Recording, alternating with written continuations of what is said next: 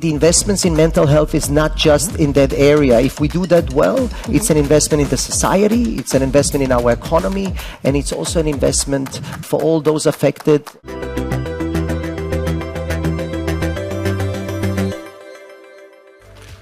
Hello and welcome to a very special live edition of The Big Question here in Brussels. Today I am joined by, and please welcome to the stage, Nedim Pipic, Senior Vice President and Global Head for Mental Health from Boehringer Ingelheim. So, thanks for joining me today. We'll dive straight in. The world is talking a lot more about mental health these days.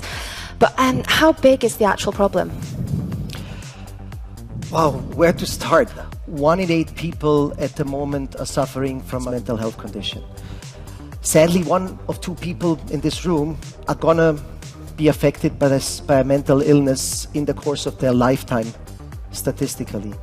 So that already raises a high sense of urgency of saying, is that something we could address better? On top of that, when you look at the consequences, serious mental illnesses are the leading cause of disability worldwide. And it affects those who suffer from it in a way where then 10 to 20 years of a lifetime is cut compared to the general population. Maybe a concrete example, schizophrenia, we don't often talk about it, but it's a disease which affects 1 in 300. Wow. 24 million people, and also has the highest societal cost per patient of all the mental illnesses. The other issue contributing to the problem is lack of access.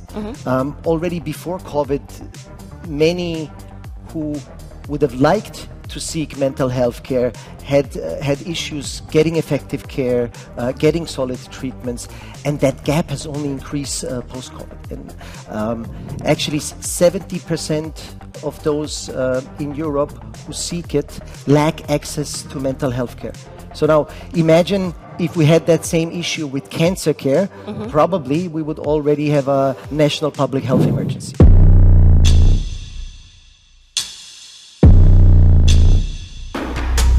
And going back to, you compared serious mental health issues with cancer and kind of the approach. So let's touch upon that a little bit more.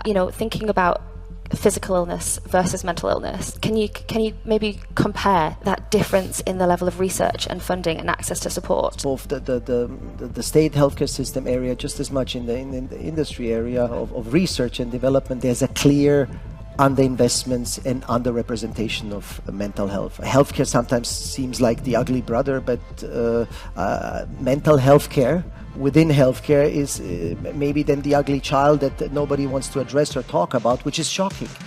If you look at the healthcare systems, while on the one hand the amount of those who need support for mental health issues is increasing, the healthcare systems are not adequately prioritizing it. In Europe, less than 2% of the healthcare budgets is actually being used to deliver mental health care. Again, comparing to cancer care, this is where 6% of the healthcare budget spending is being used to improve cancer care. So definitely a topic to be aware of. Thinking about the industry and the research and development, there's a clear lack of innovation, especially for serious mental illnesses. Very few new treatments, for example, in schizophrenia in the last 30 years, right? So some progress has been made, but still a huge gap to be closed. Yeah, and you mentioned that, less than 2% of healthcare budgets are dedicated to mental health. What do you think it should be in order to tackle the problem? So maybe to focus on 2 things which are so connected. We probably all see it, and by the way, coming from the UN General Assembly last week, the issues are very similar in developed or developing countries. The size of it might be different, but there's a clear under-resourcing in the delivery of mental health care services. There's a lack of personnel on the psychiatrist side, so healthcare professionals, nurses, psychologists. There's maybe new people starting, but also stopping, and there's no backfill coming in. So it's almost like a vicious circle. So this under-resourcing is something that needs to be addressed right away. And that combined with, you also need to deliver on a care pathway. So you need to address the patient journey. Care pathways in mental health are broken. We have issues with diagnosis, comes too late, lack of treatment or lack of effective treatment, or people don't dare to ask for it. Yeah. And rehabilitation and addressing relapses is also not working. So addressing the broken care pathways and the under-resourcing are the 2 points which could definitely make a difference.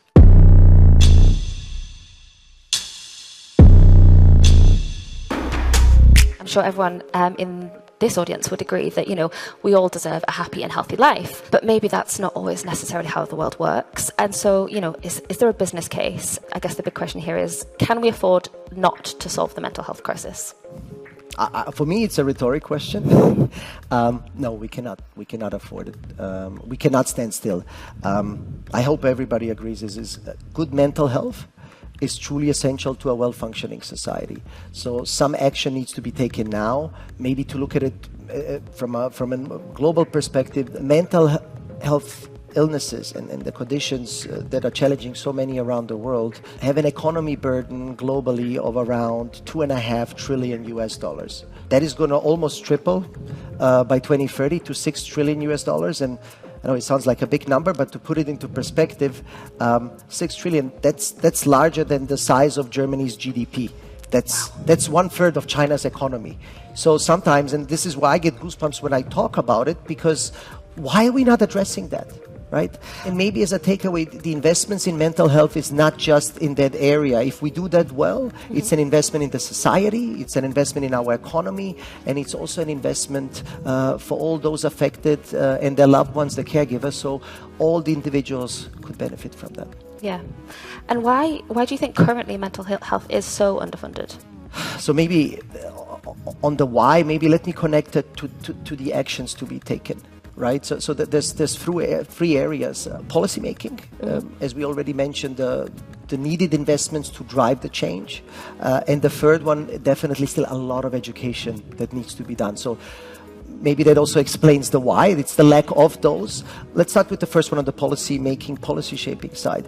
There's no better time than now to really act from a government perspective, from a national perspective, with following a comprehensive mental health care plan that has now been lined out by the EU Commission, following a comprehensive mental health care plan and the 2030 UN Sustainable Development Goals, right, that are also lined up at the UN level, but the governments need to commit.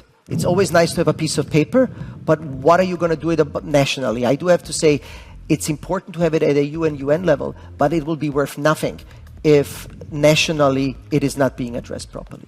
Investment. So investment requiring change. I do want to again re-stress, that we are talking about a domestic gap of around $200 billion that would be needed to close. That was the estimation in the latest research, to really close this underinvestments, at least to a decent level. So again, focus is key, because we will not get to 200 billion now. Yep. Lack of resources to address that, the under-resourcing of healthcare professionals, and really, again, to address the patient journey, to help repair those care pathways, to truly help those who live the experience. Lastly, on the education side, we need to create more acceptance, a better understanding for all of the people living with the experience of having a serious mental illness. And that actually means putting their lived experience at the center of everything we do. Share real life stories. Yeah. Use the World Mental Health Day on October 10th to actually expose those stories. So many would like to share it. We need to let them. That will create understanding, acceptance, empathy, and also hopefully help them lead the lives that they want, get jobs, keep their jobs. So I think a lot of topics that we can do better towards a more inclusive society in this case.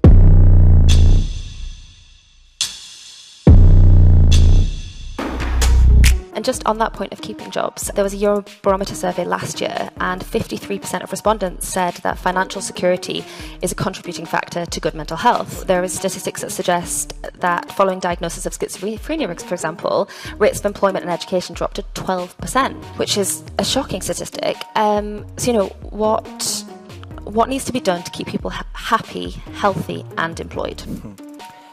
Maybe then let me pick up the point of the lack of innovation, because as you mentioned, schizophrenia is a very good example. There's just been almost no new therapies in the last 20 to 30 years. And that's an issue. So how do you help those in need to actually be able to function better in daily life, right? How do you make sure that they can do everyday activities, because on that example, that's exactly what was mentioned, to go shopping, to be able to cook, to be able to follow on with their education and keep and execute on a job on a daily basis. And I think that innovation part is so crucial, of also getting new treatments. Working at a pharmaceutical company, obviously that's something we need and are committed to. But also, to be honest, the lack of innovation was also driven by it's very hard to succeed in mental health when it comes to clinical development, which is harder to execute. Endpoints are not always clear, so the probability of success for new treatments is lower than in many of the other therapeutic areas. So this is something that we all need to commit to, including us at Boehringer, to make sure that we can deliver on that. But it's also something that will take time, and we will take a lot of learnings along the way until we truly have something that will help patients out there. Yeah, absolutely. And on that note, unfortunately, I would love to sit and chat to you all day, but it's all we have time for. But thank you so much for joining me today on this live episode of The Big Question, and thank you so much for your fascinating insights. Thank you, Anna. Let him pitch, everyone.